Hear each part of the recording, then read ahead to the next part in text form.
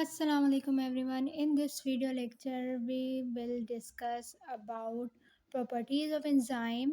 तो स्टार्ट करते हैं. Number one property is protein nature of enzyme. As we already know that the enzyme is proteinaceous in nature. Protein के साथ साथ कुछ नॉन प्रोटीन पार्ट भी हो सकता है और जो एंजाइम है वो ओवरऑल प्रोटीन नेचर का भी हो सकता है. तो in general enzyme is protein in nature. और जैसे कि हमें पता है कि प्रोटीन का जो मॉलिक्यूलर वेट होता है वो लार्जर होता है, देयरफॉर एंजाइम्स का भी मॉलिक्यूलर वेट लार्जर है. विद सम एक्सेप्शन कुछ एंजाइम्स ऐसे होंगे जिनका कम होगा और अदरवाइज़ ज़्यादातर एंजाइम्स का जो प्रोटीन वेट जो मॉलिक्यूलर वेट है वो लार्जर होता है. Few enzymes are simple proteins. Overall जो कंपोजिशन होगी वो प्रोटीन नेचर होगी. While some are conjugated protein. Conjugated protein में क्या होगा, कुछ नॉन प्रोटीन पार्ट भी हो सकता है. That is called as prosthetic group और कोएंजाइम और cofactor. And the protein part is called as apoenzymes. जो प्रोटीन पार्ट होगा उसको हम बोलेंगे एपोएंजाइम और जो नॉन प्रोटीन पार्ट है उसको बोलेंगे कोएंजाइम. कोएंजाइम में क्या आ जाता है, prosthetic group. Complete structure of apoenzyme and prosthetic group is called as holoenzyme. Overall conjugated protein में जो नॉन प्रोटीन पार्ट है वो है कोएंजाइम या प्रोस्थेटिक ग्रुप का, और जो प्रोटीन पार्ट है उसको हम कह रहे हैं एपोएंजाइम. और ये दोनों मॉलिक्यूल जब आपस में मिलेंगे तो क्या बनाएंगे, ये ओवरऑल कंपोजिशन को हम क्या कहेंगे, होलोएंजाइम. Some holoenzyme consist of coenzyme and some holoenzymes are composed of cofactor. Coenzyme और कोफैक्टर में स्लाइड डिफरेंस होता है, वो हम आगे देखते हैं नेक्स्ट स्लाइड में. सो हेयर कोफैक्टर क्या है, an additional non protein part है, नॉन प्रोटीन मॉलिक्यूल है that is needed by some enzymes to help the reaction. Tightly bound cofactors are called prosthetic group. तो यहाँ हमें पता चल रहा है कि कोफैक्टर में क्या होगा, कोफैक्टर में अगर ये कोफैक्टर एंजाइम के साथ टाइटली बाउंड है तो इसको हम बोलेंगे prosthetic group. Cofactor that are bound and release easily are called coenzyme.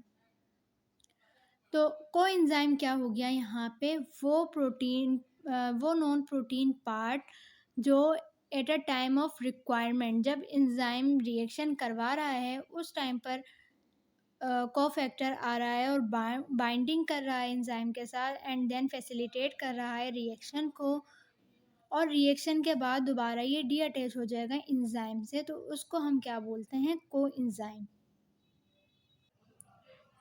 तो यहाँ हमने देखा कि कोफैक्टर टू टाइप्स के हैं, एक है प्रोस्थेटिक ग्रुप और दूसरा है coenzyme. Prosthetic group tightly bound है एंजाइम के साथ और कोएंजाइम जब बाइंडिंग करेगा जब इसकी रिक्वायरमेंट होगी एंड देन रिएक्शन के बाद ये रिलीज हो जाएगा.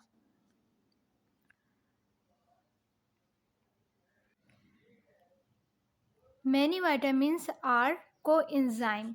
वाइटामिन जो हैं वो बेसिकली कोएंजाइम के तौर पर वर्क करते हैं. ये नाइट्रोजीनस एंजाइम है यहाँ हमारे पास with various cofactors that is FeMO and ADP. जो यहाँ पे मॉलिक्यूल्स नज़र आ रहे हैं ये पूरा एंजाइम है और यहाँ ये डिफरेंट कोफैक्टर इसके साथ अटैच हैं.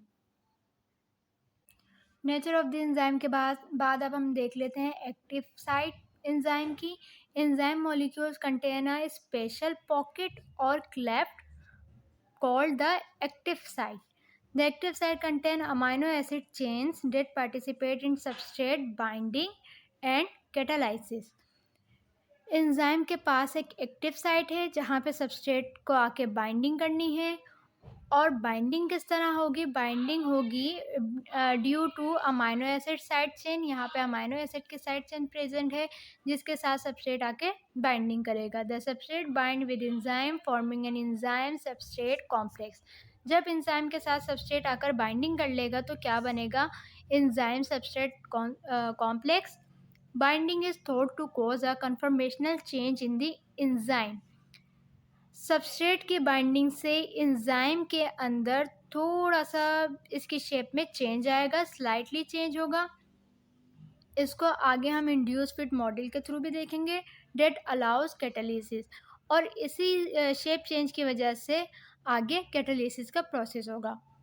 ई S that is enzyme substrate converted to an enzyme product. जब रिएक्शन होगा देन रिएक्शन के बाद एंजाइम प्रोडक्ट कॉम्प्लेक्स बनेगा, that subsequently dissociate to enzyme and product, and after enzyme product complex यहाँ पे प्रोडक्ट फॉर्म हो जाएगा and then it will release the enzyme. So one part of an enzyme, the active site, is particularly important. The shape and the chemical environment inside the active site permits a chemical reaction to proceed more easily. यहाँ बताया गया है कि ये जो active site है enzyme की, इसी की वजह से आगे रिएक्शन होना है, सबस्ट्रेट आके बाइंड करेगा। सबस्ट्रेट की बाइंडिंग डिपेंड करेगी एक्टिव साइट की शेप पर और इसका केमिकल इन्वायरमेंट के अमाइनो एसिड साइड चेन इसमें प्रेजेंट है तो किस नेचर की है, कौन से उसमें अमाइनो एसिड हैं और वो किस टाइप का देन फर्दर आगे बाइंडिंग करके रिएक्शन करवाएंगे।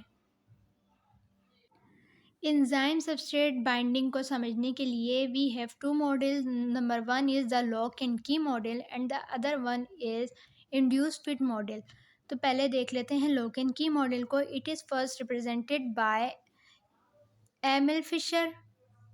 The lock represent an enzyme. जैसे कि हम लॉक एंड की बात करते हैं तो लॉक ताला जो होता है, यहाँ पे हम उसकी एग्जांपल ले रहे हैं as an enzyme and the key represent a substrate. और की क्या होगी, हमारे पास जो चाबी है लॉक की वो है सबस्ट्रेट। जैसे कि हमें पता है स्पेसिफिक लॉक की एक स्पेसिफिक की होती है, उस की के अलावा वो लॉक दूसरी की से नहीं खुलता। तो इसी तरह स्पेसिफिक एंजाइम के लिए स्पेसिफिक सबस्ट्रेट हैं। जब तक वो स्पेसिफिक सबस्ट्रेट आके एंजाइम से बाइंडिंग नहीं करेगा, एंजाइम रिएक्शन को आगे प्रोसीड नहीं करवाएगा। So the theory behind the Low-Kincke model involves the complementarity between the shapes of the enzyme and the substrate. जैसे कि हमने लॉक में भी देखा है कि लॉक में जहाँ पे की हम लगाते हैं उसमें स्पेसिफिक शेप होती है और की भी एक स्पेसिफिक शेप है, उस पर जो लाइंस बनी हुई होती हैं वो स्पेसिफिक होती हैं, तो उसी की वजह से लॉक जो है वो अनलॉक होता है। इसी तरह एंजाइम और सबस्ट्रेट में भी है। Their complementary shapes make them fit perfectly into each other like a lock and key. It is assumed that both the enzymes and substrate have fixed conformations that lead to an easy fit. Enzyme की और substrate की specific shape है जिसकी वजह से वो perfectly एक दूसरे के साथ फिट हो रहे हैं एंड देन आगे रिएक्शन को वो कैटेलाइज करवा पा रहे हैं। The substrate must need a matching shape and fit to join together. Enzyme की और सबस्ट्रेट की स्पेसिफिक शेप होनी चाहिए फॉर द रिएक्शन। ये यहाँ एग्जाम्पल है कि as a substrate and lock as an enzyme, specific key ही स्पेसिफिक लॉक को अनलॉक करवा पाएगी। This is lock key complex और we can say enzyme substrate complex. यहाँ ये सबस्ट्रेट है हमारे पास, ये एंजाइम के पास स्पेसिफिक एक्टिव साइट है, एक्टिव साइट के स्पेसिफिक शेप है। According to this shape specific substrate आके यहाँ पे बाइंडिंग करेगा और एंजाइम सबस्ट्रेट कॉम्प्लेक्स बनेगा। यहाँ पे जब सबस्ट्रेट आकर एंजाइम के साथ बाइंड हुआ, एक्टिव साइट पे बाइंडिंग हुई तो एंजाइम सबस्ट्रेट कॉम्प्लेक्स बना, थोड़ा सा कन्फर्मेशनल चेंज हुआ यहाँ पे and then enzyme product complex बना और जब प्रोडक्ट फॉर्म हो गया then product leaves the active site of an enzyme. Now the induced fit hypothesis. इसमें क्या है, some proteins can change their shape conformation specific environmental condition में protein जो है अपनी शेप को चेंज करते हैं। पीएच की बेस पर, टेम्परेचर की बेस पर प्रोटीन की शेप में थोड़ा बहुत फ़र्क आता है। तो जैसे कि एंजाइम भी प्रोटीन इन नेचर है, तो चेंज इन शेप यहाँ पे भी हमें देखने को मिलेगा। जब सबस्ट्रेट आकर बाइंडिंग करेगा तो स्लाइटली जो चेंज आएगा उसकी शेप में, for the proper binding with the substrate. जब सबस्ट्रेट के साथ प्रॉपर बाइंडिंग हो जाएगी, then it will facilitate the reaction. When substrate binds with an enzyme, it induces a change in the enzyme's conformation.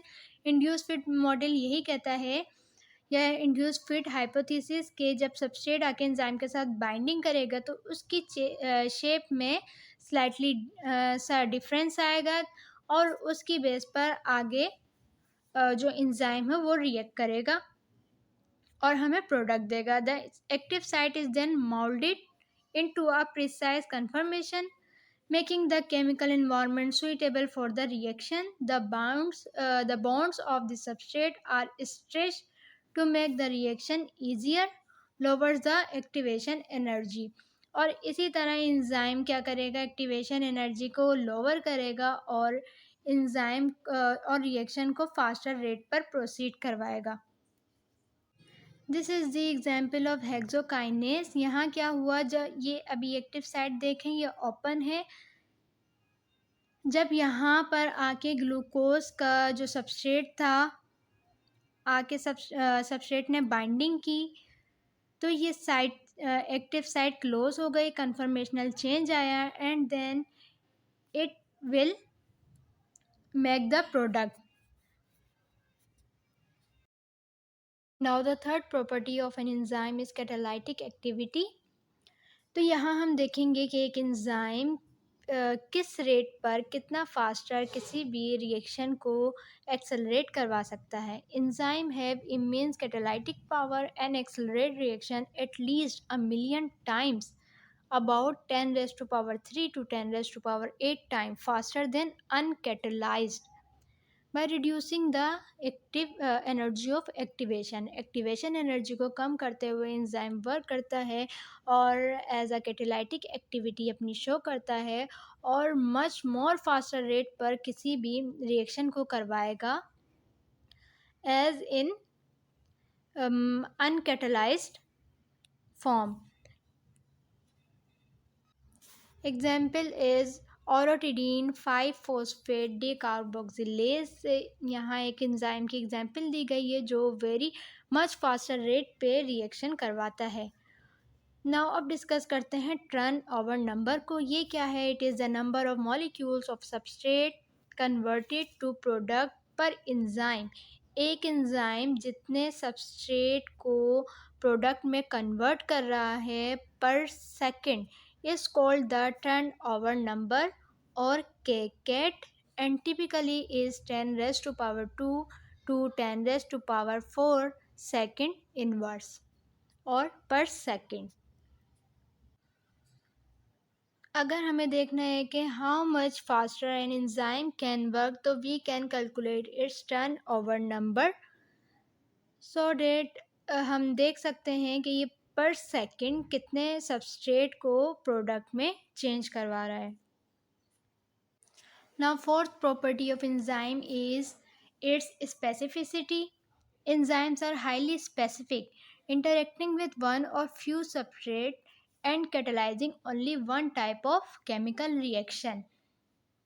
या तो enzyme किसी specific सिर्फ एक सबस्ट्रेट के साथ बाइंडिंग करेगा, या अगर एक से ज़्यादा सबस्ट्रेट के साथ बाइंडिंग कर भी रहा है तो उस सबस्ट्रेट की स्पेसिफिक नेचर की वजह से उस सबस्ट्रेट के पास जो फंक्शनल ग्रुप है, स्पेसिफिक फंक्शनल ग्रुप है, या उसकी अगर कोई दूसरी आइसोमेरिक फॉर्म है, so the enzyme can bind with it. So the types of enzyme specificity. Number one is absolute specificity. The enzyme will catalyze only one reaction. एक ही तरह का रिएक्शन करवाएगा, एक ही सबस्ट्रेट के साथ बाइंडिंग करेगा, so it is called as absolute specificity. Group specificity, इसमें क्या होगा, enzyme will act only on molecules that have specific functional groups. जिन एंजाइम के पास एक स्पेसिफिक फंक्शनल ग्रुप होगा, फॉर एग्जांपल अमाइन ग्रुप है स्पेसिफिक नेचर का और वो एक से ज़्यादा सबस्ट्रेट के पास उसी नेचर का अमाइन ग्रुप है, then it can easily bind with that enzyme. Amine group के अलावा अगर phosphate group specific phosphate group है या मिथाइल ग्रुप है, so that can bind to the enzyme. Linkage specificity, the enzyme will act on a particular type of chemical bond. Glycosidic bond है उनके पास या इसी नेचर का कोई दूसरा बॉन्ड है, सो दैट उस टाइप के जो सबस्ट्रेट हैं they can easily bind with the enzyme. Stereochemical specificity, the enzyme will act on a particular steric और ऑप्टिकल आइसोमर। ऑप्टिकल आइसोमर हैं अगर सबस्ट्रेट जो है उसी का, अगर वो लीवो रोटेटरी है और डेक्स्ट्रो रोटेटरी है, सो दैट वो जो है एंजाइम के साथ बाइंडिंग कर पाएंगे, या उनकी कोई स्टेरिक नेचर है टू फॉर्म में, तो वो सबस्ट्रेट भी एंजाइम के साथ एक ही तरह के एंजाइम के साथ बाइंडिंग कर पाएंगे।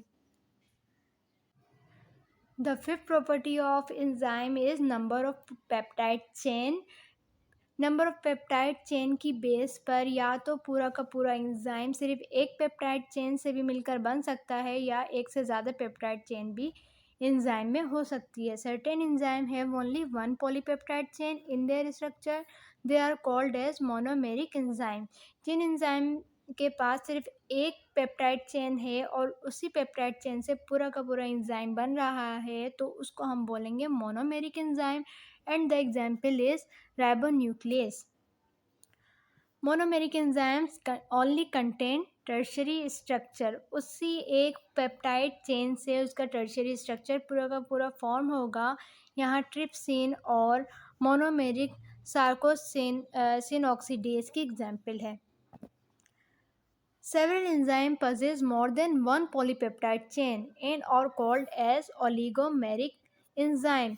उन एंजाइम के पास जिनके पास एक से ज़्यादा पॉलीपेप्टाइड चेन है उनको हम क्या बोलेंगे? Oligomeric enzymes. For example lactate dehydrogenase and hexokinases. Each single peptide chain of oligomeric enzyme is called as subunit. यानी कि ओलिगोमेरिक एंजाइम के अंदर हमने बात की कि एक से ज़्यादा नेचर की पॉलीपेप्टाइड चेन प्रेजेंट है, तो वो जो एक पॉलीपेप्टाइड चेन है स्पेसिफिक, उसको हम क्या बोल सकते हैं? Subunit. Contain oligomeric enzymes contain 2 और more polypeptide chains associated by non covalent forces. आपस में इनकी जो एसोसिएशन है, बाइंडिंग है, वो नॉन कोवलेंट फोर्सेस के थ्रू होगी। Now the sixth property is regulation as per need. अगर हमें प्रोडक्ट की नीड है तो एंजाइम रिएक्शन को आगे प्रोसीड करवाएगा, और अगर नीड नहीं है तो दूसरा सबस्ट्रेट आकर या वही प्रोडक्ट आकर अगर एंजाइम के साथ बाइंडिंग कर लेगा तो आगे फर्दर न्यू प्रोडक्ट्स नहीं बनेंगे, क्योंकि जैसे कि हमें पता है कि एंजाइम जो है स्पेसिफिक सबस्ट्रेट के साथ ही बाइंडिंग करवाएगा। तो अगर प्रोडक्ट ज़्यादा बन जाता है तो उस कंडीशन में भी रिएक्शन जो है स्टॉप हो जाएगा, एंजाइम की एक्टिविटी स्टॉप हो जाएगी, या कोई दूसरा सबस्ट्रेट आके उस एंजाइम की जगह एंजाइम के साथ बाइंडिंग कर ले तो जब भी रिएक्शन स्टॉप हो जाएगा। Enzyme activity can be regulated, that is enzyme can be activated or inhibited so that the rate of product formation respond to the needs of this cell। जितनी सेल को requirement थी वो product बन चुका, तो अब जो होगी वो एंजाइम की एक्टिविटी स्टॉप हो जाएगी, इनहिबिट हो जाएगी। और जब वो प्रोडक्ट बॉडी में कम होने लगेगा, स्पेसिफिक सेल में कम होने लगेगा, तो ये दोबारा एंजाइम उस रिएक्शन को फैसिलिटेट करवाएगा और प्रोडक्ट बनवाएगा। Now seventh property is location into the cell. Specific enzyme cell के अंदर स्पेसिफिक ऑर्गेनल्स में स्पेसिफिक एंजाइम प्रेजेंट होते हैं। Many enzymes are located in specific organelles within the cell. Such compartmentalization serves to isolate the reaction substrate or product from other competing reaction. जिस specific हमें organelle में reaction specific reaction चाहिए तो वहीं पर वो एंजाइम प्रेजेंट होंगे, ताकि रिएक्शंस भी और जो प्रोडक्ट की फॉर्मेशन है वो एक अपनी लिमिट में ही रहें। This provides a favourable environment. जो ऑर्गेनेल्स हैं उनका एक फेवरेबल इन्वायरमेंट वो जनरेट करते हैं, और वहाँ पे जो एंजाइम होंगे, जैसे कि अगर हम माइटोकॉन्ड्रिया की बात करें तो माइटोकॉन्ड्रिया में जो एंजाइम होंगे, माइटोकॉन्ड्रिया का इन्वायरमेंट उन एंजाइम के लिए फेवरेबल होगा। वो साइटोप्लाज्म में आके उस तरह वर्क नहीं करेंगे या बिल्कुल भी वर्क नहीं करेंगे जैसे कि वो माइटोकॉन्ड्रिया में अपनी वर्किंग दे रहे हैं। And organizes the thousands of enzymes present in the cell into purposeful pathway। जैसे कि मैंने पहले ही बोला कि स्पेसिफिक एरिया में ही एंजाइम अपना फंक्शन दे रहे हैं और उस एरिया के अलावा उनकी एक्टिविटी स्टॉप हो जाएगी। यहाँ पे एग्जांपल देख लेते हैं। ये पूरा एक सेल है, इसके अंदर डिफरेंट ऑर्गेनेल हैं like mitochondria, cytoplasm, nucleus, cytosol, nucleus and lysosome. ये पूरा जो है साइटोसोल है। साइटोसोल में डिफरेंट ऑर्गेनेल्स हैं। अब माइटोकॉन्ड्रिया के अंदर क्या होता है, टीसीएस साइकिल होती है, फैटी एसिड ऑक्सीडेशन होती है और ऑक्सीडेशन ऑफ पायरुवेट। अब इन रिएक्शंस को करवाने के लिए जो एंजाइम प्रेजेंट होंगे वो माइटोकॉन्ड्रिया में ही प्रेजेंट होंगे। तो ये साइकिल, ये रिएक्शन माइटोकॉन्ड्रिया में ही होंगे और माइटोकॉन्ड्रिया के अलावा कहीं और नहीं हो सकते। इसी तरह साइटोसोल के अंदर ग्लाइकोलिसिस और फैटी एसिड सिंथेसिस होती है, तो इसके अलावा कहीं और ये प्रोसेसेस नहीं होंगे। न्यूक्लियस के अंदर डीएनए और आरएनए सिंथेसिस है। डीएनए और आरएनए सिंथेसिस में जो एंजाइम इन्वॉल्व होते हैं वो न्यूक्लियस के अंदर ही अपना मैकेनिज्म शो करेंगे। यही न्यूक्लियस का इन्वायरमेंट ही इनके लिए फेवरेबल है, इसके अलावा ये अपना फंक्शन नहीं देंगे। लाइसोसोम में डिग्रेडेशन ऑफ कॉम्प्लेक्स मैक्रोमोलिक्यूल्स अपने सिमिलर मॉलिक्यूल में ब्रेक डाउन होते हैं, तो लाइसोसोम में ही ये रिएक्शन होंगे, लाइसोसोम के अलावा नहीं होंगे। तो यहाँ तक हमने देख लिया कि एंजाइम किस तरह अपने स्पेसिफिक इन्वायरमेंट में मैकेनिज़्म करेंगे, और ये इनके लिए फ़ायदेमंद भी है, ये हमारे लिए फ़ायदेमंद भी है कि रिएक्शन को जहाँ होना है वो वहीं पे हो रहा है, एक अपनी लिमिटेड रेट में हो रहा है, और जितनी हमें रिक्वायरमेंट है उसके थ्रू ही वो हमें उतना प्रोडक्ट बनाकर दे रहा है।